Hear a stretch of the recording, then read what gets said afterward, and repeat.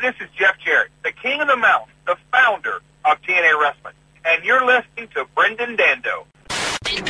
Now, I am joined on the line by a multi-time world champion. He's performed in every major wrestling organization around the world and is the founder of TNA Wrestling, who will be celebrating their 10th anniversary tomorrow, June 11th at Slammiversary, which is available on Foxtel All-Star. I'm, of course, talking about the chosen one, Mr. Jeff Jarrett. Jeff, thanks for your time, mate, and how's things?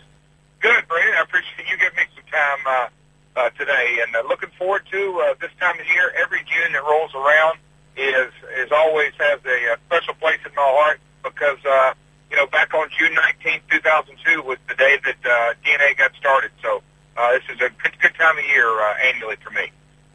How important is it, do you think, that TNA has lasted the 10 years? Well, it goes without saying. Still in the game, and not just in the game, thriving.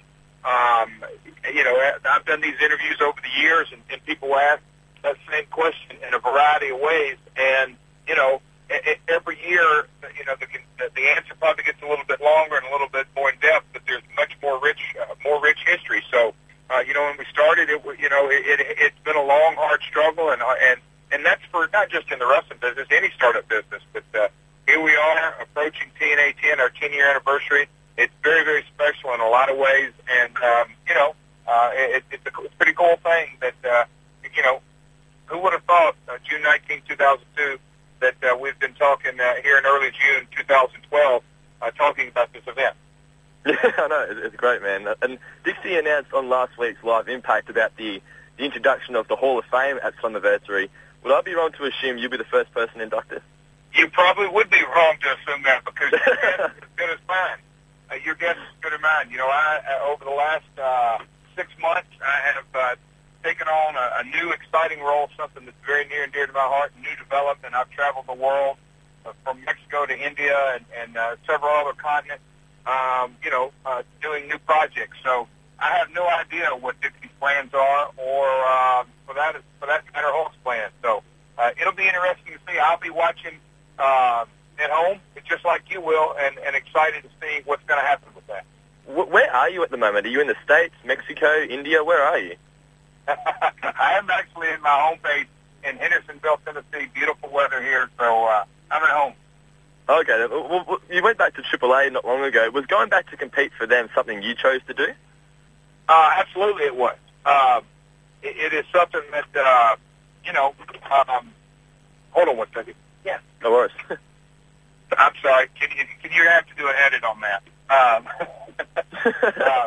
So was it my choice to go back to AAA? Yeah. It was. It's something that I am very proud of, spreading the TNA banner, and, to go down there and dig in and looking forward to spreading the TNA world. Me and my wife, Karen, took the country by storm. I was an 11-month world heavyweight champion, and things are still hot and heavy up there. They actually have their 20-year anniversary coming up in August, and they call their show Triple Mania, so it's going to be a real big event there in Mexico City that I'm looking forward to as well. Will you be involved with that event? I sure will, in more ways than one, and I can't wait. Okay. What are the key differences between wrestling in Mexico as opposed to the States? You know what? The Hispanic fan base, just like their culture, is very, very passionate. Not to say that Australian fans or Canadian fans or European fans are passionate, but just their culture is somewhat different.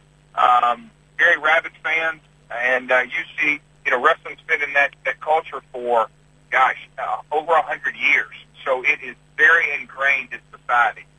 Soccer, or you call it football, and wrestling are the two staples of sport in that country. So long history with professional wrestling in Mexico. Well, I know you've also been in charge of the whole Ring Car King project. How has that experience been so far, man?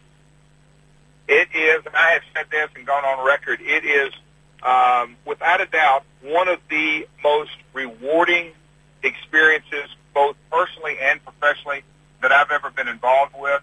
When you travel halfway around the world to a country the size of India, with the complete lack of wrestling history in the country, and for us to, for us to tag team with Endemol, pardon the pun, it was really a match made in heaven, and they played to their strengths, and we played to our strengths, and it is something that has been very, very rewarding. And Harbhajan Singh, a world-famous cricket player, and that's the number one sport in that country, for him to be involved. Yama, who is a world-renowned sumo wrestler, to be involved. Mika, a very enormous pop sensation singer, kicked off the series. A wonderful sponsor in Tata Motors.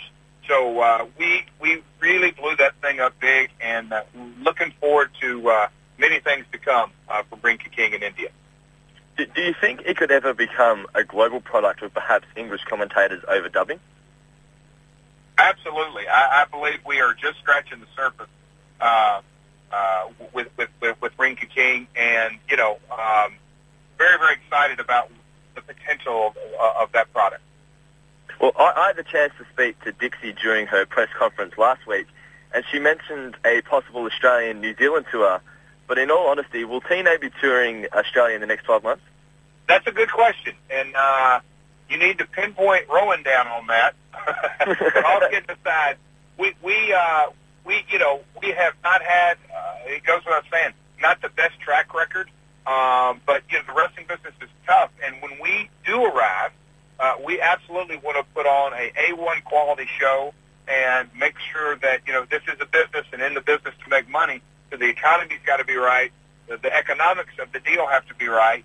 But if I'd have to say in the next 12 months, I would say there's a good chance. In the next 18 months, I think there's a great chance. That's being as totally candid as I can be. Well, I certainly look forward to that, man. Well, where has been your favorite place to tour outside of the States?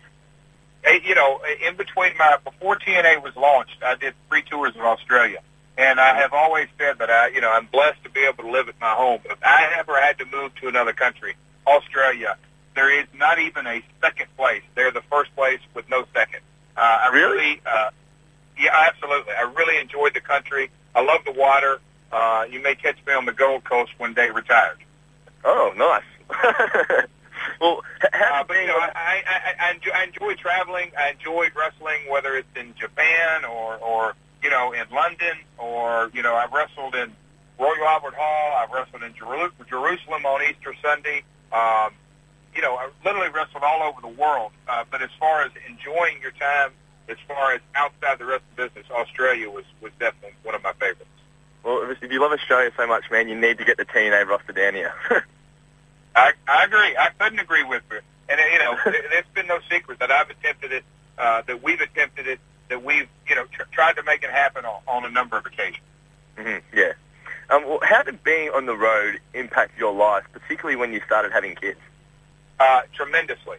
And now that I have 5 kids, it is a situation that it's a juggling act. But I have been blessed that in the new development, although I have traveled to Mexico and India, I have got to spend more time at home, and it's something that I cherish very much because I've got a 15-year-old daughter who is really getting into competitive basketball, and all the kids are into sports, and just being at school and being at home, there's a real value to that in my life.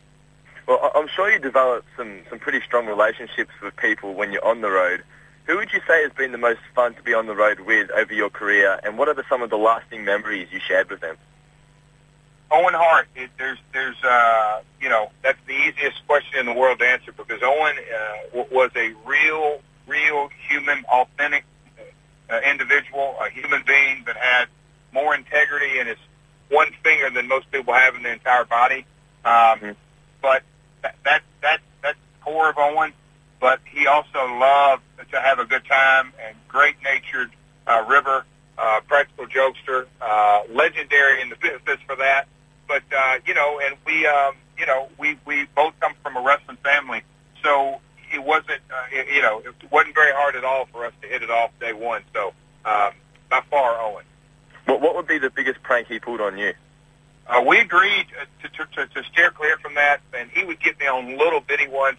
The things I enjoyed the most were I got to be on the inside looking out on a lot of them, not actually be a part of it, but just realize it and visualize it and see it going on. And it's some entertaining stuff. I'll say that.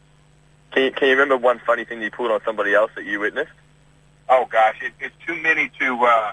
And there's a lot of them that you had to be there. I know Edge tells a story about, it could be maybe Owen's last quote-unquote rip where we wore red noses in the turnbuckles and put them on without Edge and Christian knowing we were going to do it.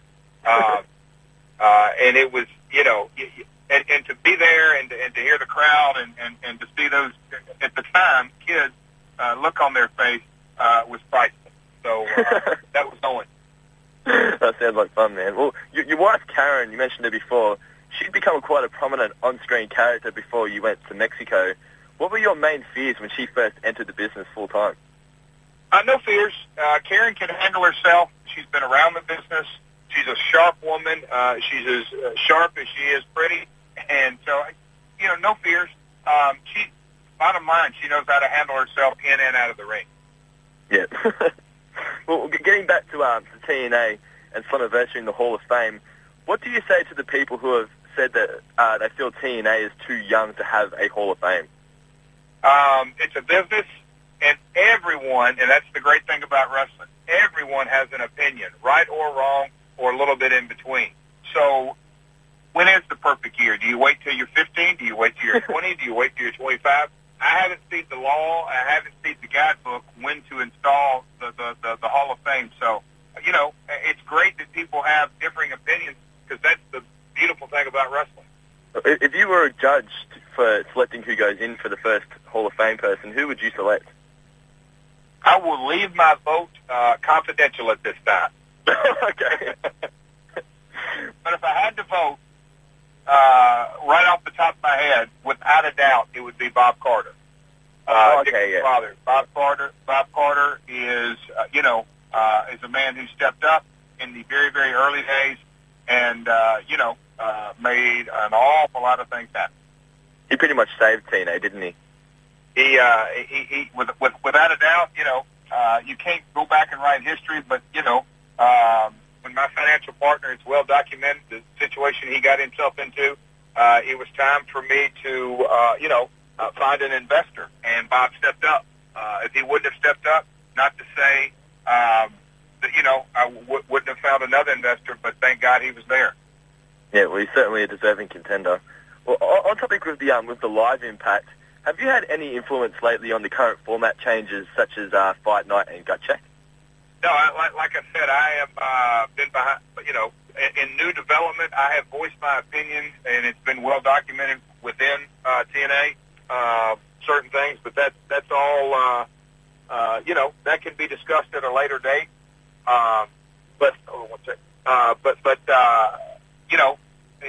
The business has to evolve. The context, the format, to me, everything about the business has needed an evolution for at least 2 years, if not longer. Yeah, well, do you think it's wise to be blatantly knocking down like the third wall and referencing things like scripts and gimmicks on Impact? You know what? That's obviously I'm part of that decision. So you can be critical, and the thing about the wrestling business, and if creative goes great, the wrestlers get all the credit. If creative fails, creative is the reason. So I believe there's a real fine line that you absolutely have to walk. And when you cross over it, and there's certain elements of suspension of disbelief that the viewer loses, then when the viewer loses, everyone loses. So yeah, essentially, it's a very, very fine line you have to walk. Well, and I believe only with wisdom and experience is someone that can navigate that line. Yeah, well, particularly with Gut Check, it's obvious TNA are looking for new talent. When you're searching for new talent, what are the key things you look for? Action, and more passion. That's at the very top. This business is not easy. When you get in, you have to want to do this. Money has to be secondary because if you're in it for more money, you're in it for just the money. Let me say that. Then you're in it for the wrong reason because you burn out quick. You have a short shelf life, and 9 times out of 10, you do more damage to the business on your exit than you do on your entrance. So passion is at the very top of my list. Willingness to learn, coachability, the look of a guy, the athletic ability of him, and overall charisma. You can't really bottle the it factor, and some people have it, some people don't. Well, you just mentioned it factor. Pretty much Bobby Roode, he's been one of the breakout stars of 2011, 2012. Who do you see as the next breakout star for TNA? That's if I was a fortune teller, that'd be a lot of fun. The next breakout star, somebody is going to step up in a way that breaks through the mold, because it's time for the business to rejuvenate themselves, and I don't want to say reinvent. That's, I think, too big a word, but it's time for someone to break through the mold in a type of way that's never been done before. That's what the business is waiting on. Do you think people who have family in the business already will always cop flack off of others who just assume they were given their spot due to their name as opposed to their talent? The thing that I've learned over the years is that the wrestling fan has become much more aware. They've become much more educated, but not just about the wrestling business, but about all of entertainment. They can see through phonies, they can see through fads, they can see through things when a guy's heart's not into it. They can see when things are handed to them. You have to earn, and you can't demand the viewer's respect. You have to command it, and that only comes from right down in the guy's gut. If he really and I'm go back to fashion, if he really wants to do it. Well, getting to your wife Karen's recent cryptic post on Twitter, what does she mean by her comment that things are going to get very interesting? Stay tuned. Stay tuned. Okay. Do you think social media, particularly Twitter, has been a positive influence or a burden on the wrestling industry as a whole? I believe that it is, without a doubt, an enormous positive. It is certain instances and certain people that it turns into a negative. But that's with everything. Whether it be, back to the newspaper days, sometimes you would get the sort of the lining of the stars when you would get the talent who may be disgruntled and the interviewer who is well educated and he punches the right button, and things are taken out of context, and sometimes they're not taken out of context. Twitter has just advanced, just like information and technology has. It's the age of instantaneous information, and that is a huge positive in my opinion. Yeah, that's it, man. Well, just a couple more questions, and I will let you go. Where do you see yourself on both a personal level as well as your career in 12 months' time? A year from now? Mm-hmm. Yeah. Oh, wow. That's a good question. Because I've enjoyed my career thoroughly, and with Ring King on the horizon, several other projects in development on the horizon, a lot can happen over the next 12 to 24 months. So, I'm in the here and now right now, and enjoying this month of celebrating TNA's 10th anniversary. Who knows what will happen on the 11th anniversary? That's it, man. And just one last question. What advice do you have for all aspiring wrestlers? Aspiring wrestlers? Yes. Yeah. Simple answer. Because any guy that wants to break into this business, I would tell him if he wants to, it's as simple as if you want to learn how to build a computer, you got to learn the basics. If you want to learn how to be a brain surgeon, you better learn the basics of surgery. So in professional wrestling, you have to learn your basics, no matter what, or you will ultimately fail and fail in a big way. So learn the basics of a promo. Learn the basics of a wrestling match. Learn the basics of, you can call it the etiquette of the business. You have to learn because it's a people business. And you have to learn not only to get over with the fans, but get over with certain individuals, and you have to treat it as a business. The guys that get in that don't treat it as a business are terrible, one, for the business, and two, they make themselves miserable because they don't ever realize this is a business. Mm.